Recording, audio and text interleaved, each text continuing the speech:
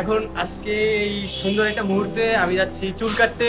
তো তোমরা অনেকেই আমারে বলছো যে দাদা তোমার চুলটা ভালো লাগে, তোমার বড় চুলই তোমার কাছে ভালো লাগে, তোমার আমি মানে ঢাকার একজন আমার রিকোয়েস্ট করছে একটা দাদা, আমার খুব কাছের একটা দাদা, তো আমি তার কথা চালাইতে পারতেছি না, অনেক চুল কাটতে বলছে, বাট আমি বলছি যে চুল কাটবো না দাদা, এ করবো না সে করবো না, কিন্তু তাতেও হয় নাই আমার, শেষমেশ আমার চুল কাটাই লাগতেছে।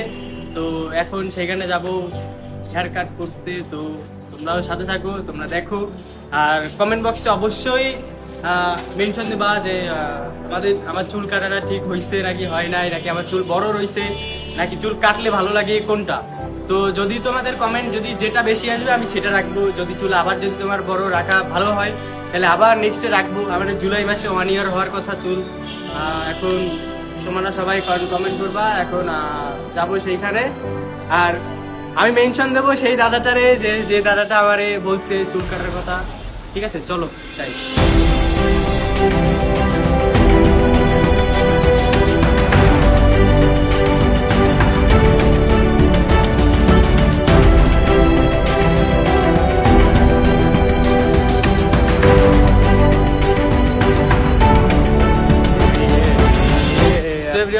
ফাইনাল লুক, আমার চুল আগেরটা নাকি এটা কোনটা ভালো হয়েছে, এই যে পিছনে যে লুকটা সেটা, এই যে আর সামনে থেকে যে লুকটা দেখায় আচ্ছা সেই লুক।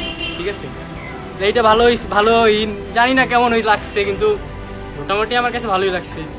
আর পিছনে বলতেছি কি, ওই যে আগের যে লুকটা ছিল, আগের যে চুলের যে বড় লুকটা, ওই লুকটা ভালো লাগে নাকি এই লুকটা আমার ভালো লাগতেছে, এটা তোমরা সবাই একটু কমেন্টে জানাবা। আমার এর কমেন্টে কিন্তু জানাবা, কমেন্টে তোমরা না পারলেও আমার ইনবক্সে কিন্তু জানাবাই।